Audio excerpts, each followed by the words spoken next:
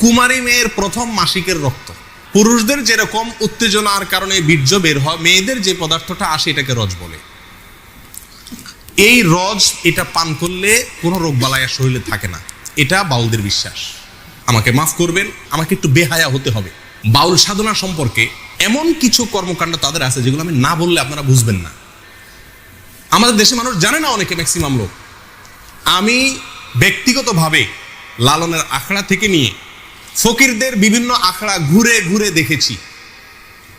আমি নিজের অভিজ্ঞতার কথা আপনাদের কাছে চাপিয়ে দিতে যাব না, তাদের বই পুস্তকের আলোকে বলবো। আমি জানার জন্য তাদের বিভিন্ন আখড়া আখড়া ঘুরেছি। এইবার দেশে গিয়ে আমি কুষ্টিয়াতে গেছি। আমার উদ্দেশ্য ছিল লালন আখড়া যাওয়া, দেখা সেখানে, এবং শুধু শোনা কথা বা পড়া কথারও বিশ্বাস না করে নিজে চোখে দেখা। তাদের আখড়া যদি কেউ যেয়ে থাকেন, ফকিরদের তারা তথাকথিত জিকির করে যেগুলাতে, এগুলোতে আপনারা দেখবেন পুরুষের সাথে একজন নারী লাগে, অন্ধকার হইতে হয়, এবং গাঁজা তো প্রয়োজনই হয়, এবং বাকি কি কাজগুলো হয় সেগুলো বই থেকে শুনেন, আমার অভিজ্ঞতা থেকে না শুনে। দেখুন, বাউল ধর্মে পরকীয়া প্রেম জায়েজ আছে।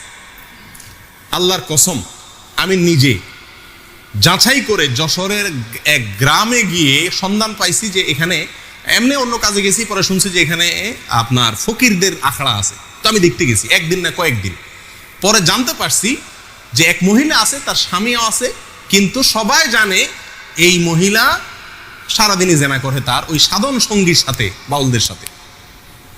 এবং কোন কোন মহিলার তো সংসার শেষ, আবার অনেক পুরুষও করে যারা বাউল। এটা তাদের ধর্মের গুরুত্বপূর্ণ কাজ, জেনা করা। সারাদিন জেনাটাই ইবাদত বাস। এবং জেনার মানে মূল মুহূর্ত যেটা, সেই মুহূর্তেই নাকি স্রষ্টা হাজির হয়ে যায়। প্রিয়দিনী ভাইরা, বাউলরা মনে করে, আপনারা হয়তো অনেকে প্রথম শুনছেন, শুনে রাখেন, বাউলদের দৃষ্টিতে মানুষের শরীরের বিভিন্ন রোগ বালাই বারো হওয়ার জন্য একটা বিরাট বড় ওষুধ হলো মেয়েদের রজ পান করা। রজ বুঝেন কি? না, রজ বলতে দুইটা জিনিস। এক হলো কুমারী মেয়ের প্রথম মাসিকের রক্ত, আরেকটা হলো পুরুষদের যেরকম উত্তেজনার কারণে বীর্য বের হয়, মেয়েদের যে পদার্থটা আসে এটাকে রজ বলে। এই রজ এটা পান করলে কোনো রোগবালাই আর শরীরে থাকে না, এটা বাউলদের বিশ্বাস। আরো শুনবেন, তারা বলে রোগ থেকে মুক্ত হওয়ার জন্য, বিভিন্ন রোগ থেকে, বড় বালা মুসিবত, অসুখ বিসুখ থেকে ভালো হওয়ার জন্য নিজের মুখ এবং মেয়েদের স্তনের দুধ পান করলে রোগ ভালো হয়। আরো শুনবেন, তারা বলে সমস্ত রোগ থেকে সর্বরোগের ঔষধ একসাথে যদি পাইতে চান তাহলে কি করতে হবে? মল, মূত্র, রজ এবং বীর্য, মল, মূত্র, রজ এবং বীর্য, এগুলো সবগুলা মিক্স করে একটা ঔষধ বানায় তারা, নাম হলো প্রেম ভাজা। ওষুধের নাম কি? প্রেম ভাজা। এটা খাইলে আর কোনো রোগ থাকে না।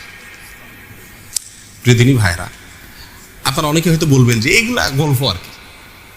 আপনি আল্লাহি বাস্তবতা খবর নিয়ে দেখেন, আর খবর নেওয়ার দরকার না, আমি আপনাকে বই পুস্তক থেকে বলছি, তাদের বই পুস্তক থেকে, তাদের ধর্মগ্রন্থ থেকে, তাদের ধর্মীয়, তাদের আচার এবং তাদের সংস্কৃতি, কালচার, এই সংক্রান্ত যে সমস্ত বই পুস্তক আমাদের সমাজে প্রতিষ্ঠিত, গ্রহণযোগ্য, অথেন্টিক, এই সমস্ত বই পুস্তকে লেখা আছে। তার ভিতরে বাংলাদেশে বাউল বইয়ের 350 থেকে 382 নম্বর পৃষ্ঠায় এই কথাগুলো উল্লেখ আছে।